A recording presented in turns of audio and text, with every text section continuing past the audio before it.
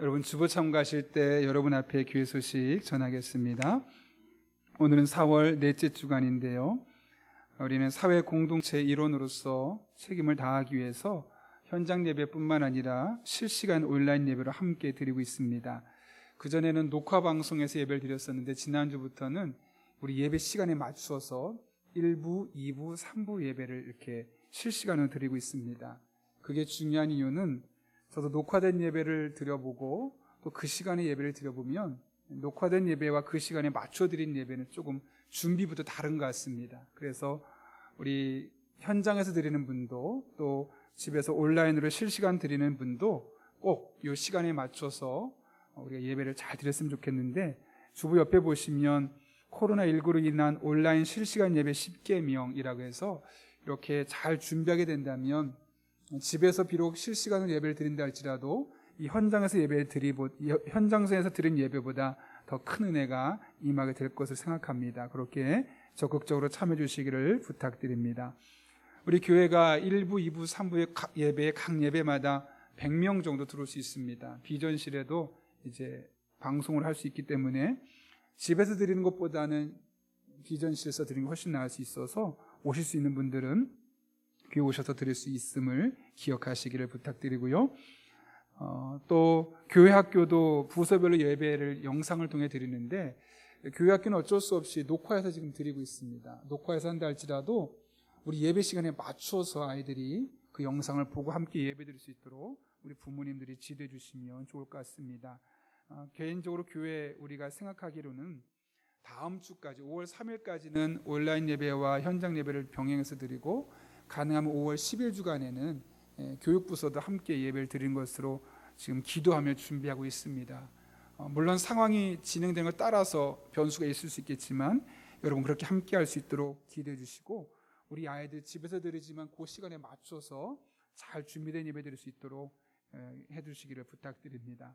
수요기도회와 새벽기도회는 5월 4일 주간부터 정상적으로 드리도록 할 계획입니다. 또 그동안 멈췄던 소그룹 모임, 주중 모임, 작은 도서관이나 기타 모임 등은 5월 둘째 주간부터 모임 재개할 예정입니다. 이를 위해 함께 기도해 주시고, 사회적 거리 운동으로 인해서 우리가 5월 10일부터는 전 성도가 함께 예배드릴 수 있도록 계획하고 준비 중에 있으니 여러분 이를 위해서 기도해 주시고, 또 그때 많은 분들 참석해서 우리 함께 다시 영적인 교제를 나눌 수 있었으면 좋겠습니다. 다음 주에 당회가 있습니다. 주만나 5월호 큐티집을 판매하고 있습니다. 여러분 보다 자세한 광고는 주보를 참고해 주시고 제가 기도하고 하나님의 말씀 함께 나누겠습니다. 거룩하신 아버지 하나님, 오늘도 우리를 주님 전에 불러주신 은혜 진심으로 감사를 드립니다. 여전히 코로나19로 인해서 많은 사람 두려워하고 있지만 그럼에도 불구하고 우리를 예배 현장으로 불러주신 아버지 하나님, 현장에 있거나 또 가정에서 실시간으로 예배를 드리거나 한 성령님께서 같은 마음 주셔서 성령으로 충만하게 인도하시고 예배를 통해 역사하시는 하나님의 임재를 경험할 수 있도록 인도하여 주옵소서. 함께 하실 줄로 믿사옵고 예수님의 이름으로 기도하옵나이다. 아멘.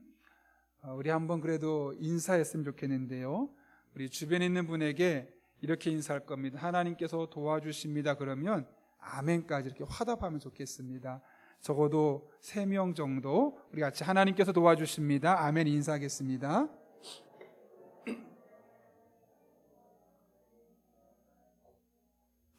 혹시 하나님께서 아멘 하십니다 하신 분은 없으시죠? 예.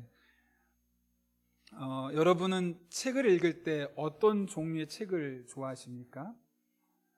책은 다양한 종류의 책이 있는데 제가 가장 선호하는 책은 자서전이나 위인전입니다. 왜냐하면 그런 책들을 읽고 나면 나도 저렇게 살아봐야겠다, 나도 어쩌면 저렇게 좀 될 수 있을 가능성이 조금은 보일 것 같아 라면서 한번 그렇게 살겠다는 결단이 마음속에 일어나기 때문에 그렇습니다. 그래서 그런지 몰라도 성경책을 읽을 때도 조금 어려운 서신서나 시편, 잠언 이런 책보다는 이야기로 되어 있는 성경들을 좀 선호하는 편입니다. 경영학 이론 중에 자기 효능감이라고 있죠. 어떤 일이 주어졌을 때 실제로 그 일을 잘할 수 있는 능력이 아니라 나는 이 일을 잘할 수 있어 라고 느끼는 자기의 감정 혹은 자신의 능력에 대한 신뢰를 일컬어 자기 효능감이라고 말하죠. 놀라운 것은 이 자기 효능감이 강한 사람들은 실제 자기가 갖고 있는 힘과 능력보다 훨씬 더 큰 일을 감당해 낸다는 것이죠.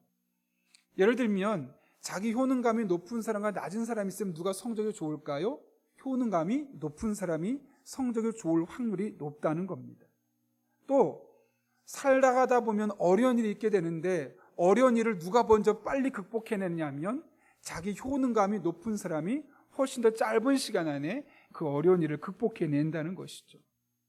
그래서 경영학에서는 아이들에게 자기 효능감을 심어주라 라고 말하고, 아이들에게 어린 시절에 자기 효능감을 심어주기 위해서는 초등학교 시절에 위인전이나 자서전 같은 책을 많이 읽히는 것이 중요하다. 왜냐하면 그런 책들을 계속 읽다 보면 그 인물들과 나를 동일시하게 되고, 그러면서 자신도 모르게 나도 저렇게 할 수 있을 것 같아 라는 그런 효능감이 올라간다는 것이죠. 신앙도 마찬가지입니다. 우리가 신앙의 인물들의 이야기를 자꾸 듣다 보면 우리 신앙에 긍정적인 영향이 생깁니다. 영적인 자기 효능감이 올라가는 것이죠. 이 영적인 자기 효능감이 올라가면 어떤 일이 생기냐면 어려운 일이 있어도 그것 때문에 무너지지 않습니다. 더 빠른 시간 안에 일어날 수 있을 뿐만 아니라 다른 다양한 방법들을 모색하는 적극적인 인생을 살아가는 것을 보게 됩니다. 오히려 그 하나님과 함께 하셨던 하나님을 신뢰하며 나도 그 사람처럼 그 상황을 이겨낼 수 있어 라는 마음이 생기기 때문에 그런 것이죠. 오늘부터 우리는 몇 주간에 걸쳐서 예수님의 제자 중에 한 명, 그리고 또 수제자였던 베드로의 삶을 살펴보려고 합니다. 그가 어떻게 부르심을 받았고, 부르심을 받은 이후에 어떤 삶을 살았고, 마지막을 어떻게 인생을 마무리했는지를 함께 살펴보려고 하죠. 마치 위인전을 읽듯이 베드로의 삶을 추적해 보려고 합니다. 특별히 베드로의 이야기가 많이 나와 있는 복음서와 사도행전, 그리고 베드로가 직접 썼다고 알려지고 있는 베드로 전후서를 계속 읽어나가는 과정을 통해서 베드로의 신앙이 단순히 베드로에게 끝나는 것이 아니라 우리 한 사람 한 사람도 그런 신앙의 유익을 누리려고 합니다. 성경의 기록에 따르면 베드로는 결혼을 했습니다. 직업은 어부였고 갈릴리 옆에 있는 베세다라는 작은 시골에 살던 평범한 사람이었습니다. 오늘날로 말하면 바닷가 근처 가면 언제나 볼 수 있는 그런, 아무나 볼 수 있는 그런 평범한 사람이었다는 것이죠. 그렇게 평범했던 사람이 예수님을 만나게 되면서 그의 인생이 180도 달라집니다. 그는 예수님의 제자가 됩니다. 나중에 수제자가 되죠. 또 예수님 이 세상을 떠나고 난 이후에는 예루살렘 교회 담임 목회자가 되어서 그 큰 교회를 이끌어가는 것을 보게 됩니다. 그는 늘 복음을 전했습니다. 그가 복음을 전하는 현장에서는 병자가 고침을 받았고 귀신이 떠나갔고 심지어 죽은 사람이 살아나는 놀라운 기적이 나타났습니다. 그는 평생을 이렇게 열정적으로 사역하는데 특히 마무리를 너무 멋지게 마무리합니다. 네로 황제에 박해하던 시기에 그는 십자가에 거꾸로 매달리며 순교하는 삶을 선택하게 되었던 것이죠. 지극히 평범한 어부에 불과했던 베드로는 예수님을 만나면서 특별한 사람으로 거듭났습니다. 오늘부터 우리는 그 평범했던 베드로가 어떻게 예수님 안에서 비범한 사람으로 변해갔는지를 살펴보려고 합니다. 바라기는 이 베드로의 신앙의 여정을 함께 살펴보고 함께 따라가는 동안 평범한 우리도 비범하고 특별한 사람인 베드로가 성장했던 것처럼 우리 안에 그런 영적인 성장이 일어날 수 있기를 예수님의 이름으로 축원합니다. 요한에게는 여러 제자들이 있었죠. 어느 날 2명의 제자와 함께 길을 걷는데 마침 예수님이 그 앞에 계신 겁니다. 그때 요한이 제자들 앞에서 말합니다. 보라, 하나님의 어린 양이로다. 쉽게 말하면 이런 겁니다. 저분이야말로 진짜 하나님이 보내신 메시아니 이제 더 이상 나를 따르지 말고 저분, 진짜 메시아인 저분을 따라가라 라고 제자들에게 말하는 것이죠. 그 말을 들은 제자들은 곧바로 예수님을 따라갑니다. 그때 예수님이 질문하죠. 너희들 지금 나한테 무엇을 구하느냐? 무슨 말일까요? 나를 따라오려는 목적이 무엇이냐? 오늘날 말하면 왜 예배드리고 왜 교회 다니느냐? 왜 예수 믿느냐? 그 목적이 도대체 무엇이냐? 한번 질문을 던진 겁니다. 그때 제자들이 다시 한번 질문하죠. 뭐라고 질문합니까?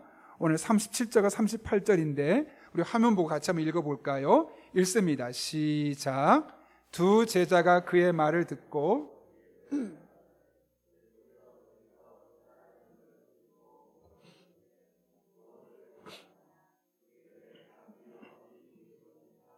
네, 랍비여 어디 계시오니까? 이 말은 무슨 말이냐면 우리 스승 요한이 당신이야말로 메시아라고 따라가라고 말하는데 당신 진짜 메시아입니까? 제가 직접 확인해 보고 싶습니다 라는 말과 같은 겁니다. 확인하는 것과 확인하지 않는 것은 다르기 때문에 그렇죠. 제가 대학에 입학했을 때 영어 시간이었는데요, 원어민 강사가 수업에 들어온 겁니다. 너무 신기했습니다. 처음으로 외국 사람과 대화를 하고 수업을 한다는 게 너무 신기해서 열심히 수업에 적극적으로 참여했습니다. 특히 좀 제가 원래 영어를 좋아했기 때문에 더 잘하고 싶고 회화도 더 하고 싶은 마음에 적극적으로 참여했죠. 그러다가 그 선생님과 좀 더 가까워지고 싶고 그럼 영어 실력도 늘고 또 외국 문화도 이해할 수 있겠구나라는 마음이 들어서 수업이 끝나고 나서 교수님을 찾아갔습니다. 그리고 교수님께 혹시 시간 잠깐 낼 수 있냐고, 그러면서 교수님 혹시 어디 사시냐고 했더니 제가 기숙사 그때 살고 있었는데 제 기숙사 바로 옆동에 1층에 살고 있다는 겁니다. 건물이 사실 붙어 있었기 때문에 제가 살던 방 바로 옆인데 출입문이 있어서 갈 수가 없는 상황. 그래서 그 교수님께 혹시나 제가 교수님을 찾아뵈도 되겠냐고. 그때 좀 당황하시더라고요. 외국 사람은 그렇지 않은가 봐요. 제가 그렇게 했던 이유는 분명합니다. 그분과 함께 대화하고 시간을 보내면서 영어도 잘하고 싶었고 또 외국의 문화를 알고 싶었기 때문에 그렇습니다. 오해하지 마십시오. 남자 선생님입니다. 지금 요한의 제자들도 같은 마음 아니었을까요? 예수님 정말 따를 만한 분인지 알고 싶었던 겁니다. 그래서 그분에게 묻는 겁니다. 어디 사십니까? 그런데 여러분, 이 질문에 대해서 예수님은 아주 짧은 말로 응답하시죠. 뭐라고 말씀하십니까? 39절에 이렇게 말합니다. 예수께서 이르시되 와서 보라. 이게 무슨 뜻일까요? 헬라어 성경, 원문 성경 보면 보라라는 단어가 옵세스데라는 단어가 쓰였는데 이것은 보다, 경험하다라는 의미를 갖고 있습니다. 따라서 와서 보라라는 말은 뭐냐면 그래, 와서 직접 경험해 봐. 내가 진짜 메시아인지 아닌지 직접 와서 경험해 보는 게 좋겠다라고 말씀하고 있는 것입니다. 예수님이 어떤 분인지 듣기만 하지 말고 지식으로 알기만 하지 말고 직접 경험해봐 라고 말씀하고 있는 겁니다. 근데 여러분, 이것은 우리에게서 너무나 중요한 영적인 원리입니다. 많은 분들이 예수님이 어떤 분인지 압니다. 지식적으로 너무나 체계화되어 있습니다. 그런데 문제는 그 예수님을 직접 경험하고 직접 만나본 사람이 별로 많지 않다는 겁니다. 실제로 목회하면서 많은 분들을 만나게 되는데 학생들 같은 경우 약 90%, 많게는 90% 정도가 교회를 다니고 있음에도 불구하고 예수님을 인격적으로 만나고 기도응답을 경험하고 하나님이 정말 살아계신 분을 경험한 학생들이 없다는 거죠. 청년부가 되어도 약 40%에서 50% 정도, 어른도 다르지 않습니다. 분명히 교회 나오고 있는데, 예배드리고 있는데 하나님은 정말 살아계신지 자신의 삶으로 경험한 사람은 채 50%가 넘지 않는 것을 보게 됩니다. 분명히 나와 예배를 드리지만 예수님을 지식으로만, 들은 것으로만 알고 있는 것이죠. 저의 신앙생활은 모태 신앙생활이었습니다. 저의 의지와 전혀 상관없이 태어나면서부터 어느 날 보니까 교회를 다니고 있었습니다. 그런 저에게 교회는 신앙생활을 하는 곳이 아니었습니다.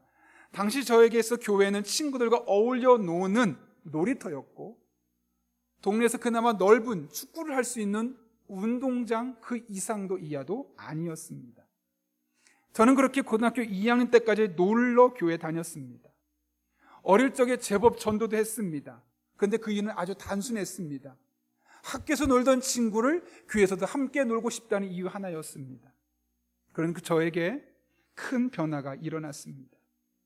고등학교 2학년 때 수련회 저녁 집회 시간에 옆에서 기도하고 있는 형들, 청년 형들을 보고 또 어른들을 간절히 하나님의 은혜를 삼하는 모습 보면서 나도 한번 저렇게 한번 기도해보고 싶고 나도 저런 은혜를 경험해보고 싶다는 간절한 마음이 생겨서 정말 일생에 그렇게 기도해본 적이 없을 정도로 기도를 했습니다. 하나님이 그날 저를 만나주신 거죠. 제 안에 하나님이 정말 살아계시다는 확신을 강력하게 담아주셨고 성령의 은사인 방언의 은사도 허락해 주셨던 겁니다. 그날 이후로 저희 인생 180도 달라졌죠. 그전까지는 교회는 놀이터였습니다. 그런데 그날부터는 교회가 놀이터가 아니라 하나님을 더 배울 수 있는 공간, 내 마음을 뜨겁게 달고 있었던 그 하나님에 대해서 더욱더 알아갈 수 있는 믿음의 공간, 영적인 방주로 저에게 다가오기 시작했던 겁니다. 똑같은 공간이 하나님을 경험했느냐 그렇지 않느냐에 따라서 전혀 다르게 경험되는 것이죠. 예배도 마찬가지 아닐까요? 하나님을 인격적으로 만난 사람에게 이 예배는 하나님을 만나지 못한 사람과 드리는 예배가 전혀 다른 예배가 될 수밖에 없는 겁니다. 이렇게 하나님을 만나면, 하나님을 경험하면 인생이 달라지게 되어 있습니다. 그리고 그의 인생의 목적이 달라지는 것이죠. 그래서 우리는 먼저 하나님을 만나는 것을, 하나님을 경험하는 것을 힘써야 합니다. 여러분 시편 34편을 기억합니까? 다윗이 이렇게 말씀하죠. 우리 한번 화면 보고 같이 읽겠습니다. 시작. 너희는 여호와의 선하심을 맛보아 알지어다. 그에게 피하는 자는 복이 있도다. 너희 성도들아,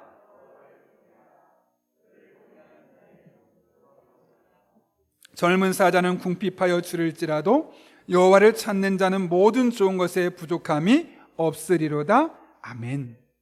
여러분, 음식도 눈으로 볼 때와 먹을 때가 맛이 전혀 다를 때가 있습니다. 정말 보기 좋고 맛있어 보이는데 먹으면 의외의 맛이 있고, 겉으로 봤을 때 너무 맛없어 보이는데 먹으면 정말 맛있는 음식이 있습니다. 맛보지 않으면 진짜 맛을 모르죠. 신앙생활도 마찬가지입니다. 여러분, 오늘 다윗이 뭐라고 말합니까? 하나님 은혜 듣지만 말고 지식으로 쌓아놓지만 말고 맛봐서 알아라. 직접 경험해봐라. 하나님이 어떤 분이신지, 하나님이 정말 기도에 응답하시는 분이신지, 하나님 우리를 선한 길로 인도하시는 분이 맞는지, 하나님이 정말 살아계신 분이신지 지식으로만 알지 말고 맛봐서 경험해서 진짜 그분이라는 것을 경험해봐라. 이렇게 다윗이 우리에게 권면하고 있는 것 아니겠습니까? 그럴 때 모든 좋은 것에 부족함 없이 채워주시는 그 하나님의 은혜를 경험하게 될 것이다. 다윗이 먼저 그 하나님 만났던 겁니다. 다윗이 하나님을 지식으로만 안 것이 아니라 삶으로 경험으로 만나고 그 받은 은혜가 너무나 크고 감사해서 다른 사람에게 적극적으로 말하는 겁니다. 여러분, 하나님의 은혜를 지식으로 알지 마십시오. 듣는 것에 그치지 마십시오. 맛봐서 아십시오. 경험해봐야 합니다. 그래야만 진짜 믿음이 무엇인지 알고, 그래야만 진짜 신앙생활을 할 수 있습니다 라고 권면하고 있는 것이죠. 하나님을 직접 경험하면 삶의 변화가 일어납니다. 관건은 어떻게 합니다. 여러분, 어떻게 우리가 하나님을 우리의 일상의 삶에서 경험하며 살아갈 수 있겠습니까? 오늘 39절 계속해서 한번 살펴볼까요? 한번 화면을 보고 읽겠습니다. 시작. 예수께서 이르시되 와서 보라.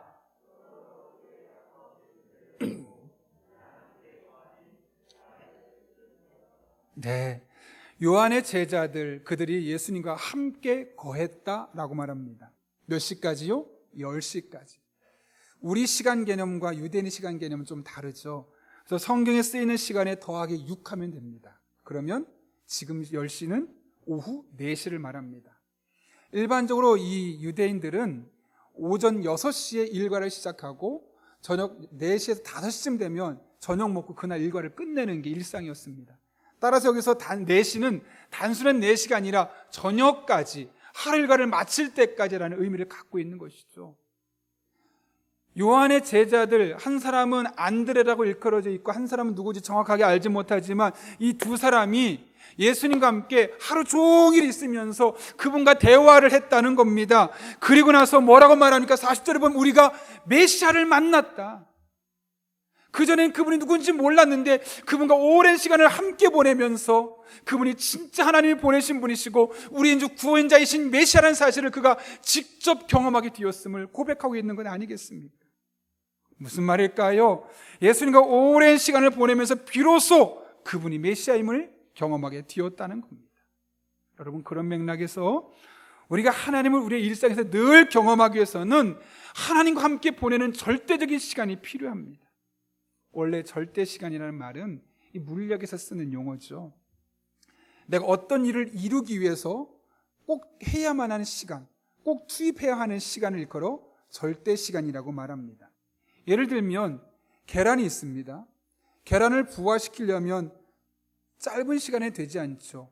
적당한 시간, 정해진 시간을 적당한 온도로 계속 빛을 쬐어줘야지만, 혹은 어미닭이 품고 있어야지만 그 계란이 이 닭으로, 병아리로 부화되는 것 아니겠습니까? 음식으로 말한다면 숙성이 될 때 음식이 맛있어지는 것처럼 절대 시간이 필요하다는 겁니다.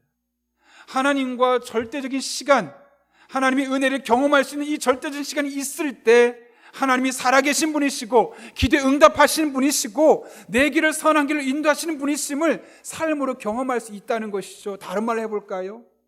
절대 시간이 부족하면 아무리 하나님이 그런 분임을, 그런 하나님을 알매도 불구하고 우리의 삶으로 그 하나님을 경험할 수 없다는 겁니다. 이 영적 숙성의 기간이 채워질 때 우리는 하나님을 나의 하나님으로, 인격적인 하나님으로 경험할 수 있는 겁니다. 여러분, 교회 역사를 보십시오. 능력 있는 그리스도인, 영향력 있는 그리스도인의 현존 특징이 무엇입니까? 재론의 여지없이 그들은 모두 하나님과 더 많은 시간을 보내는 것을 즐거워했다는 겁니다. 그리고 그 시간을 적극적으로 사모하고 기다렸다는 것이죠. 다윗은 자신을 사슴에 비유합니다. 그것도 목마른 사슴. 목마른 사슴이 시냇물을 찾기에 갈급한 것처럼 나는 하나님을 만나는 것을, 하나님의 은혜를 경험하는 것을, 하나님과 영적인 시간을 보내는 것을 너무나 사모하고 또 사모합니다 라고 다윗이 고백하지 않았습니까? 하나님께서 다윗을 기뻐하시고 그의 기도에 순간순간 응답하시고 그의 인생에서 합력의 선을 이루신 이유가 바로 여기에 있었던 겁니다. 하나님과 시간을 보내는 것을 기뻐하고 즐거워하고 사모했던 사람, 그가 바로 다윗이었습니다. 그는 하나님과 보내는 시간을 절대로 아까워하지 않았습니다. 아니, 오히려 그 시간을 손꼽아 기다렸습니다. 하나님이여 사슴이 시냇물을 찾기에 갈급함같이 내 영혼의 주를 찾기에 갈급하니이다라는 믿음의 고백으로 늘 하나님께 나아가리를 몸부림쳤던 사람이었습니다. 여러분, 우리에게 이런 적극적인 신앙의 모습이 필요합니다. 마치 얼마 남지 않은 어린이날을 기다리는 아이처럼 하나님을 만날 날을 또 기다리고 또 사모하는 그 영적인 기대감이 우리 안에 있어야 합니다. 놀이공원에 가서 해가 지면 어떡하나, 그 놀이공원에서 나가고 싶지 아니하는 학생들처럼 하나님과 보낸 시간 자체를 너무나 즐거워할 수 있어야 합니다. 하나님 앞에서 기도하는 시간이 가장 기다려지는 시간이 되어야 하고, 하나님의 말씀을 듣고 공부하는 시간이 가장 행복한 시간이 우리에게 되어야 하는 것이죠. 그럴 때 기도하고 말씀 듣는 이 절대 시간이 채워질 때 우리는 하나님을 직접 삶으로 경험하게 될 것이고, 그때 우리 삶 가운데 하나님의 구체적인 은혜를 경험하게 될 것입니다. 바라긴 여러분이 하나님과 만남을 갖는 그 시간, 기도하는 시간, 말씀을 읽고 듣는 이 절대 시간이 채워지고 채워져서 그 절대 시간이 채워질 때만 경험할 수 있는 하나님의 은혜를 다 경험하는 그런 주의 종들 될 수 있기를 예수님의 이름으로 축원합니다. 이렇게 하나님의 은혜를 경험하는 사람들이 자연스럽게 하는 행동이 있습니다. 그것은 자신이 받은 은혜를 나누는 겁니다. 예수님과 긴 영적인 교제를 나누고 나서 이분이 진짜 메시아고 이분만이 우리를 구원할 수 있다는 사실을 깨달았던, 경험했던 안드레가 어떤 일을 행합니까? 오늘 본문 41절, 42절 한번 같이 읽어볼까요? 같이 읽습니다. 시작. 그가 먼저 자기 형제 시몬을 찾아 말하되,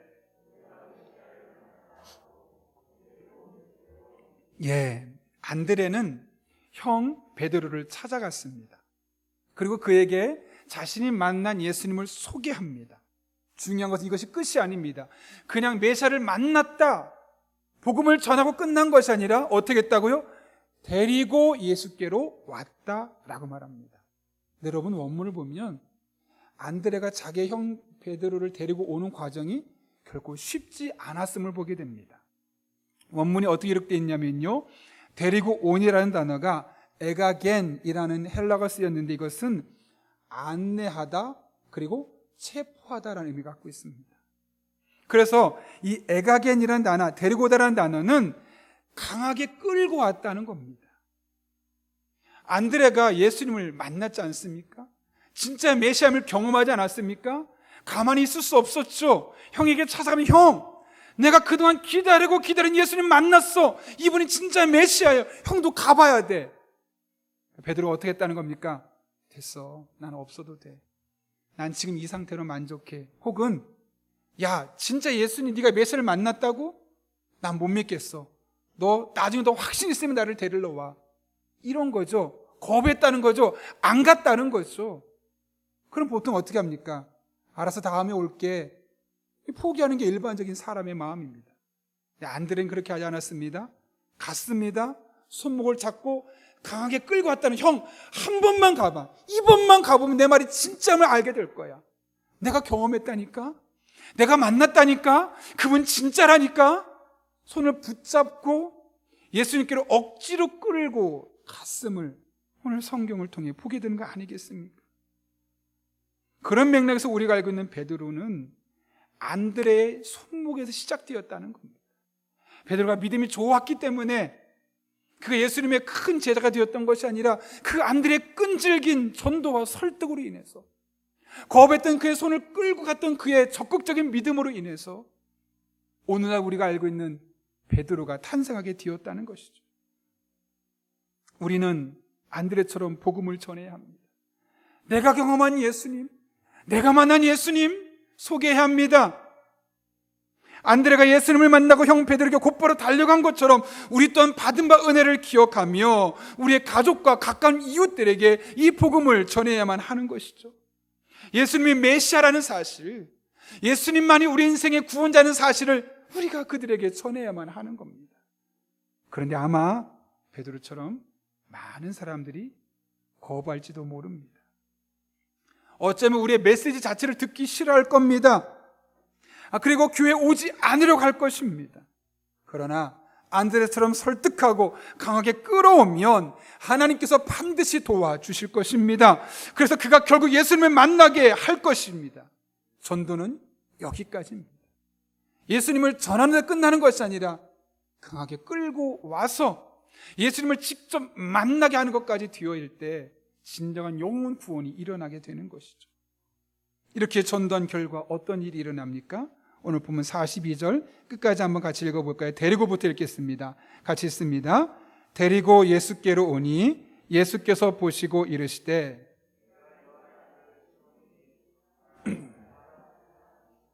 개반은 번역하면 베드로다. 여러분, 사람의 이름이 참 중요하죠. 그 사람의 이름에는 부모의 철학 혹은 그 신앙이 담겨있기 때문에 그렇습니다.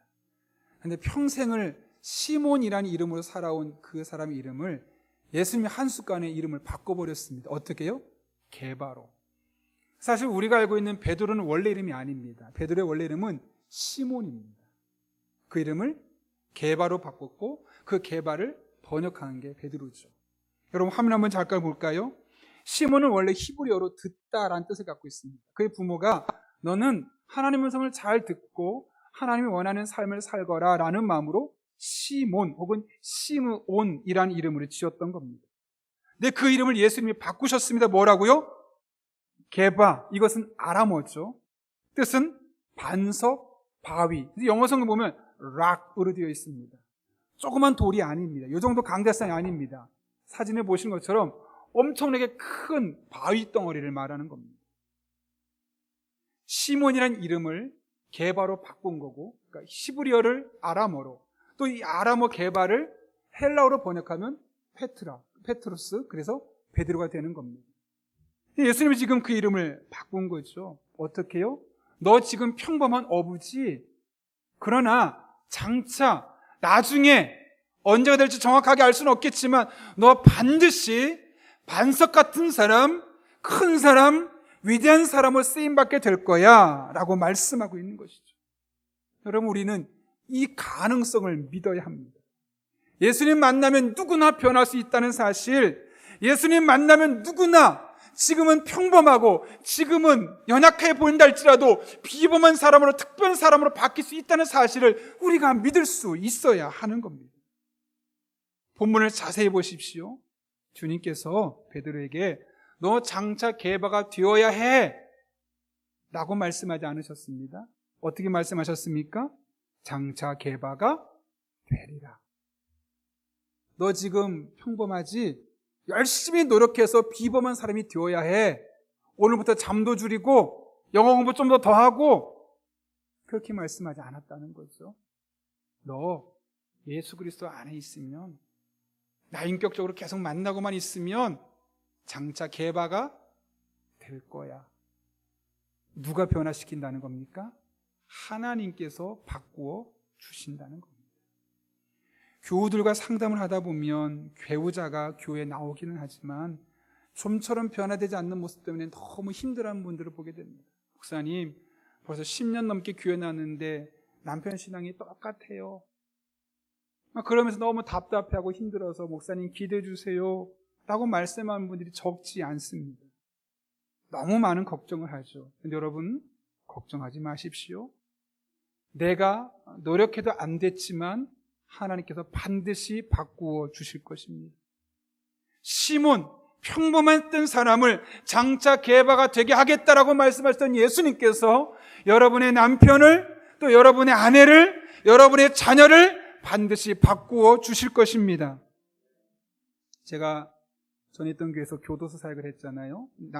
남부교도소, 영등포교도소였었는데 그 교도소에 보면은 원래 수감된 사람들은 보통 사기 전과들이 많았는데 그 중에 제가 마지막에 세례를 했던 사람 중에 한 40여 명 정도 모여서 세례했던 적이 있습니다. 제가 조금만 이야기했었는데 거기서 제가 세례교육했던 사람들은 청송교도에서도 온 사람들, 청송교도사는 살인한 사람들만 가는, 우리나라 가장 강력한 범죄자들만 가두는 교도소입니다. 그런 사람들이 이제 거의 무기징역이나 사형, 집까지 언도받은 사람이 참 많은데 한 40여 명을 제가 세례교육을 하지 않겠습니까? 그럼 제가 예전에 한번 설교했던 것처럼 어떤 사람, 목사님 저는 그렇게 생각하지 않습니다, 못 믿겠습니다 라고 말하는 사람이 있는 반면, 끝나고 나서, 아니 어떤 사람은 끝나기 전에도 그 말씀을 들어가면서 눈물을 흘린 사람이 있어요. 사람을 죽였던 사람입니다. 누가 봐도 변화될 것 같지 않아서 사형을 언도하고 무기징역을 선고받았던 사람들입니다. 그런데 그들이 교도소에 와서 예배를 드리면서 자기도 모르게 예수를 만나게 되면서 자신이 얼마나 큰 잘못인지 깨닫게 되어지고 그의 생각이 변하고 가치관이 달라지는 놀라운 모습을 변하게 보게 되는 것 아니겠어요? 제가 아는 한 권사님이 계신데요, 우리 교회 아니니까 편하게 들으십시오. 교회는 따라 나오는데 남편이 주일만 되면 어떻게 하면 교회에 안 나올까 고민하는 모습 때문에 힘들다는 겁니다. 놀라운 것은 그럼에도 불구하고 10년 넘게 교회를 계속 따라오고 있다는 거죠.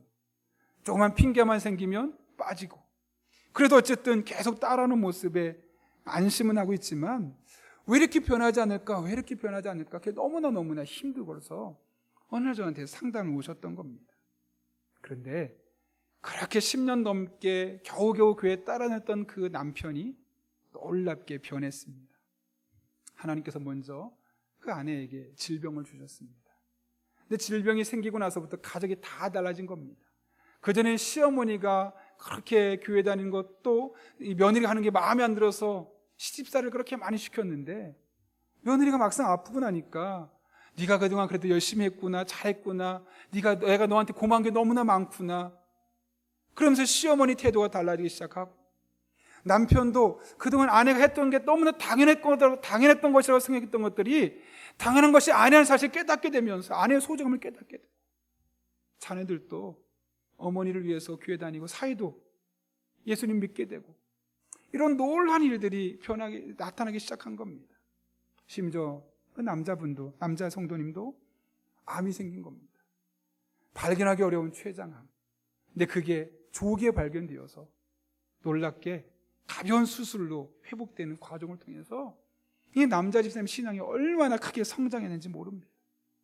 그때부터는 교회 다니는 게 당연한 것이고 하나님의 받은 은혜를 간증까지 할 정도로 한 사람의 인생이 놀랍게 변화되는 겁니다.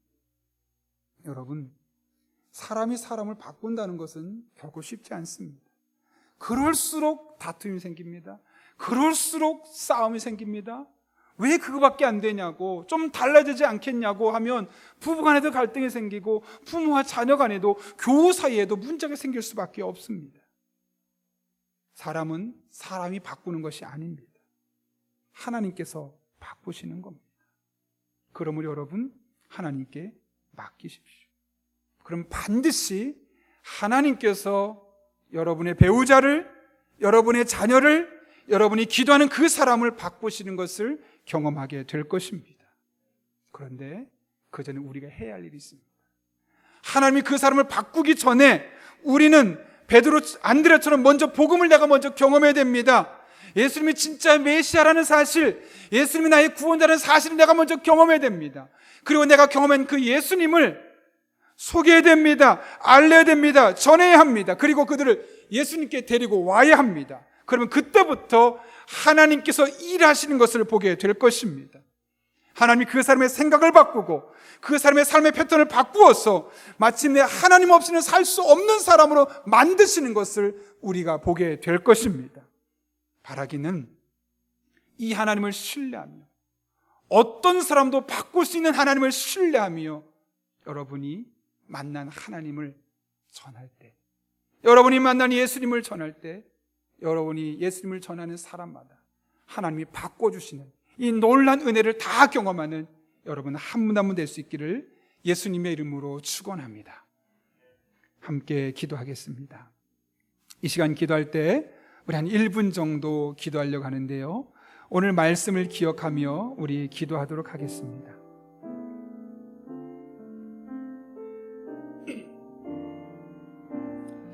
여러분, 우리가 이 세상을 살아가면서 하나님의 말씀대로 살아가는 건 결코 쉽지 않죠.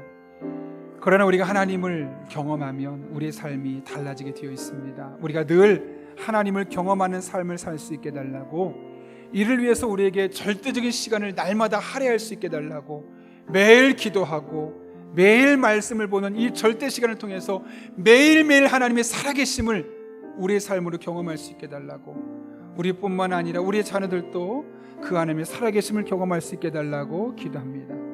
뿐만 아니라 오늘 말씀처럼 사람을 바꾸는 것 쉽지 않습니다. 그러나 예수님 믿으면, 하나님의 울타리 안에 두르면 하나님께서 그 사람을 바꿔주십니다.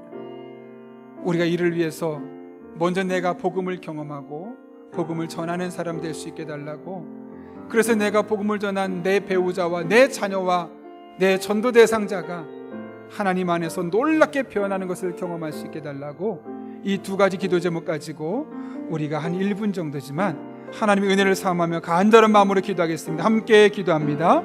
거룩하신 아버지 하나님, 우리를 주님 전에 불러주신 은혜 진심으로 감사를 드립니다. 하나님의 은혜가 아니면 살아갈 수 없는 우리들, 그러나 늘 지식으로만 하나님을 알고 삶으로 경험하지 못한 이들 얼마나 많은지 모릅니다. 하나님, 이를 위해 하나님을 경험하는 삶을 살기 원합니다. 이를 위해 우리가 늘 하나님 앞에 말씀을 읽고 기도하는 절대 시간을 떼어놓을 수 있게 도와주시고, 그렇게 매일 기도하고 매일 말씀을 가까이 나갈 때 하나님의 살아계심을 경험하고 하나님의 임재를 경험하는 주의 종들 될 수 있도록 은혜를 더하여 주옵소서. 아버지 하나님, 사람을 바꾸는 것이 결코 쉽지 않음을 깨닫게 하셨습니다. 우리가 바꾸려 하는 것이 아니라 우리가 먼저 예수님을 경험하고 우리가 만난 예수님을 소개하고 그들을 데리고 와서 예수님 만나게 할 때 예수님께서 바꿀 것을 기대하며 기도할 수 있는 주의 종들 되게 하여 주옵소서. 그래서 10년 노력해도 안 됐던 것들, 20년 노력해도 안 됐던 것들이 예수님 만나게 하는 과정을 통해서 놀라운 변화의 과정을 경험할 수 있도록 하나님 아버지 은혜를 더하여 주옵소서. 이날 하나님의 은혜를 사모합니다. 능력을 사모합니다. 우리 한 사람 한 사람에게 이 은혜가 부어지게 하여 주옵소서. 거룩하신 아버지 하나님, 우리가 하나님을 머리를 알 때가 얼마나 많은지 모릅니다. 삶으로 경험하길 원합니다. 이를 위해 우리에게 절대적인 기도 시간, 절대적인 말씀을 읽고 묵상하는 시간을 주셔서 이를 통해 하나님의 살아계심을 우리의 삶을 통해 늘 경험할 수 있도록 은혜를 더하여 주옵소서. 뿐만 아니라 우리가 사람을 바꾸는 것이 결코 쉽지 않음을 늘 일상을 통해 경험하게 됩니다. 그러나 하나님은 사람을 바꿀 수 있음을 깨닫게 하셨사온데 우리가 먼저 복음을 경험하게 하시고 경험한 복음을 전하게 하시고 예수님 만나도록 인도하는 과정을 통해서 하나님께서 우리 사람 한 명 한 명을 바꾸시는, 나의 남편을 바꾸고 아내를 바꾸고 나의 자녀를 변화시키고 내 전도 대상자를 놀랍게 바꿔주시는 하나님 은혜를 경험하는 복된 한 주간 되게 하여 주옵소서. 함께 할 줄로 믿사오며 예수님의 이름으로 기도하옵나이다. 아멘.